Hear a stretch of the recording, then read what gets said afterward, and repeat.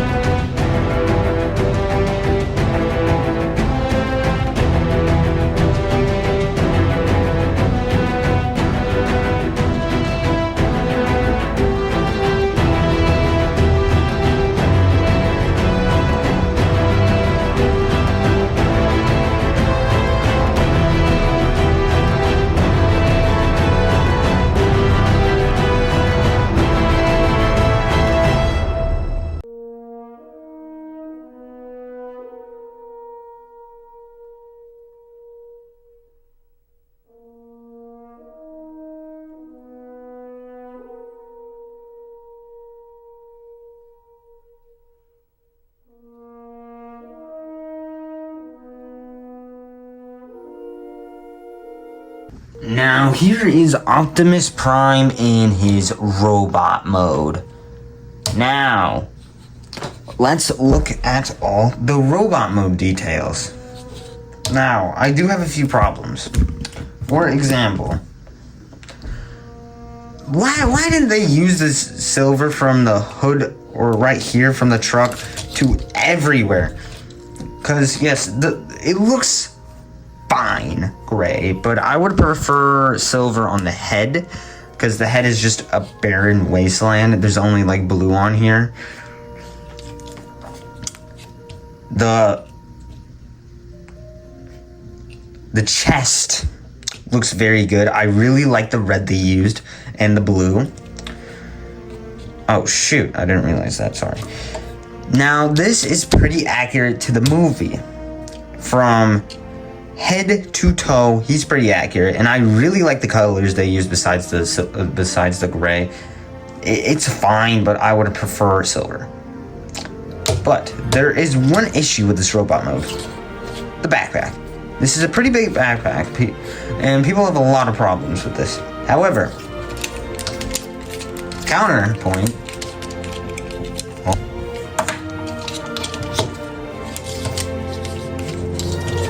If you really don't like it that much, take it off. Just take it off. Use it for something else.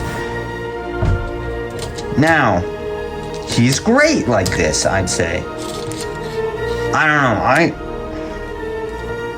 the back hides this. I don't really like how that looks, but it's fine.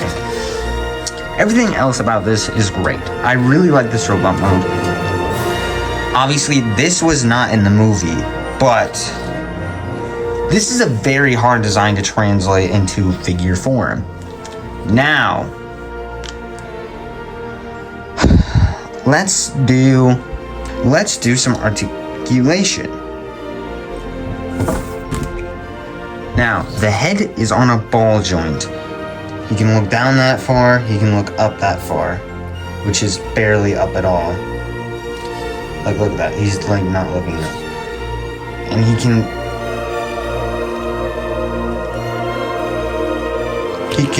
yeah, you can't really get past the shoulders when twisting his head. His shoulders really get in the way, and his chin is too big to go past them. And if you can count this as articulation, his shoulder things can articulate. His arm is on a double joint and can go left to right. Well, if you do that, obviously, or whatever you want to do. Oh my gosh, yeah, this is one of the issues I have, because the torso does not want to plug in. It's really annoying. But it's fine, we will do with what we can. Now, the hands are on a swivel. They can go anywhere you would want. They can even do this, which is not a part of the transformation, and this can help him hold, well, an accessory. I'll show you that in a bit. And his fingers can move, which is pretty great for a Transformers figure, because most Transformer figures' hands cannot move. Now, sorry, I bumped the camera.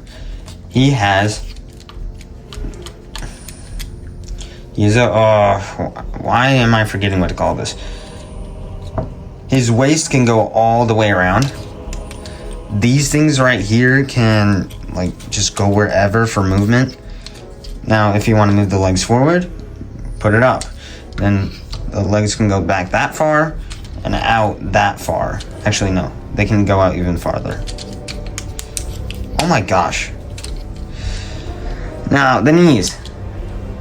It's like just about a 90-degree angle, I'd say. Somewhere around there. They can twist around, or rotate, you would say. His feet can rotate. His heel can go up and down, so can... Sorry, not his heel, his foot. This is his heel. His heel can go up and down. Sorry, I don't know why I said that. And they can go in. That's basically it for his articulation. I'd say his articulation is really good, But now, let's get into the accessories. His first accessory we have is the Sword of Judgment, which I'd say is pretty great. It should have been silver though. Now, this can plug in to his hand. And now, this is where this piece of articulation comes in. He can do that. Great, right? Now, yeah, that can disassemble if you really wanted to. I did not break it. See, look. It's completely fine. Then we have his shield, which also should have been silver, but it's not. But it's not just a shield. It's a gun. Maybe.